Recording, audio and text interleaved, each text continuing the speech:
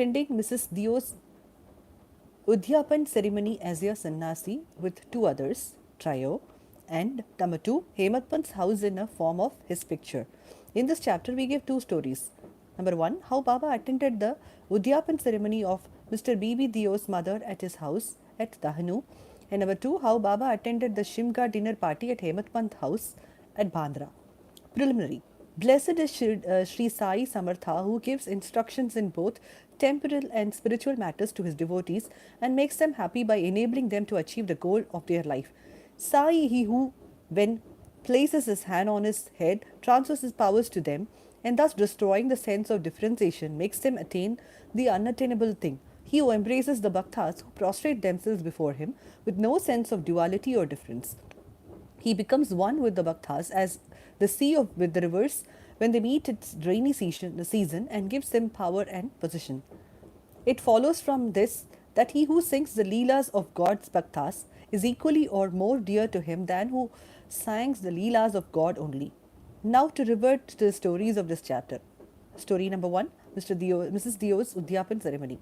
Mr. B.B. Dio was a Mamladar at Dahanu, that is Thana district.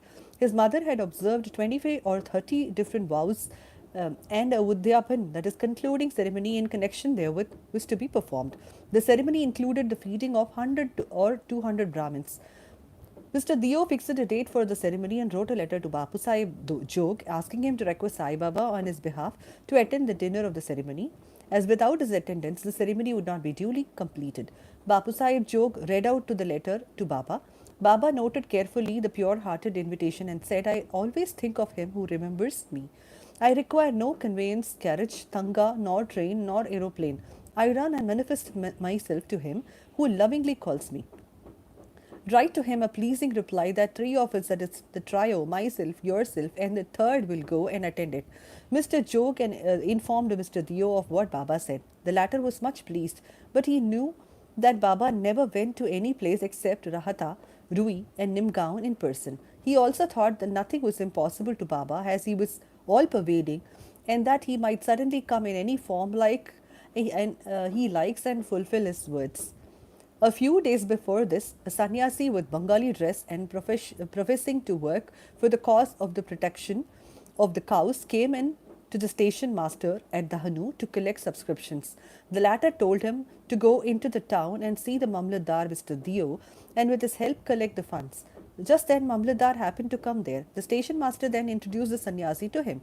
Both sat talking on the platform. Mr. Dio told him that a subscription list for some other charitable cause had already been opened by the leading citizen Rao Sahib Narottam Shetty, and so it was not good to start another subscription list, and that it would be better if he would visit the place after 2 or 4 months. Hearing this, the sannyasi left the place. About a month afterwards, the sannyasi came in the Thanga and stopped in front of Mr. Dio's house. At about 10 a.m., Dio thought that he came for subscription. Seeing him busy with the preparations for the ceremony, the sannyasi said that he had not come for money but for meals. Dio said, all right, very glad you are come. You're welcome. The house is yours. The sannyasi, two lads are with me. Dio, well, come with them. As there was time, 2 hours for dinner, Dio inquired where he would send for them. He said that it was not necessary as he would come himself at the appointed time. Dio asked him to come at noon. Exactly at 12 noon, the trio came and joined the dinner party, and after feeding themselves went away. After the ceremony was finished, Dio wrote a letter to Baba Sahib Jog complaining of Baba's breach of promise. Jog went to Baba with the letter, but before it was opened, Baba spoke. He says that I promised to come but deceived him. Inform him that I did attend his dinner with 2 others, but he failed to recognize me. Then why did he call me at all? Tell me that he thought that the sannyasi came to ask for subscription money. Did I not remove his doubt in that respect? And did I not say that I would come with 2 others? And did not the trio come in time and take their meals? See, to keep my words, I would sacrifice my life. I would never be untrue to my words. This deeply gladdened Jog's heart, and he communicated the whole of the reply to Dio. As soon as he read it, he burst into tears of joy, but he took himself to task mentally for vainly blaming Baba. He wondered how he was deceived by the sannyasi's prior visit and his coming to him for subscriptions, how he also failed to catch the significance of the sannyasi's words that he would come with 2 others for meals. This story clearly shows that when the devotees surrender themselves completely to their Sadguru, he sees that the religious functions in their houses are duly executed and complied with all the necessary formalities. Let us now go to the Hemant Panth's Shimga dinner. Now let us take another story which shows how Baba appeared in the form of his picture and fulfilled the desire of his devotee. In 1917, on the full noon morning, Hemant Pant had a vision. Baba appeared to him in his dream in the form of a well-dressed sannyasi, woke him up and said that he would come for him for meals that day. This awakening constituted a part of the dream. When he fully awoke, he saw no sai nor any sannyasi. But when he began to recollect the dream, he remembered each and every word the sannyasi uttered in his dream. Though he was in contact with Baba for 7 years, and though he always meditated on Baba, he never expected that Baba would come to his house for meals. However, being much pleased with Baba's words, he went to his wife and informed her that being a holy day, the sannyasi's guest was coming for meals and some more rice should be prepared. She inquired about the guest, who he was and whence he was coming. Then, not to lead her astray and not to cause any misunderstanding, he gave her the truth, that is, told her about the dream. She doubtingly asked whether it was possible that Baba should come there, Bandra from Shirdi, leaving the dainty dishes, therefore accepting their coarse food. Hemant Pant then assured that Baba might not come in person, but he might attend in form of guest, and that he would lose nothing if they cooked some more rice. After this, preparations for dinner went on, and it was quite ready at noon. The Holika worship was gone through, and the leaves dishes were spread and arranged with rangoli marks around them. Two rows were put up with a central seat between them for a guest. All members of the family, sons, grandpas, granddaughters, grandsons, and son-in-law, etc., came and occupied their proper seats, and the serving of various articles commenced.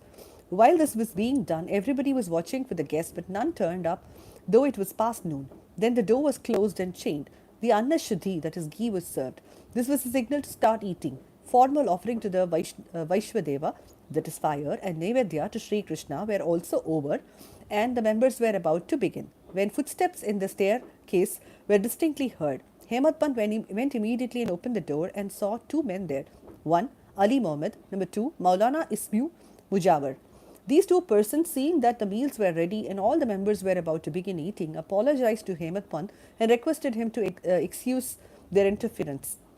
They said, "You left your seat and came running to us. Others are waiting for you, so please take this your thing, and I shall relate all the wonderful tale about it later at your convenience." So saying, he took out from his armpit a packet wrapped in an old newspaper cover and placed it on the table. Hemant Pant uncovered the packet and saw, to his great wonder and surprise, a nice picture of Sai Baba.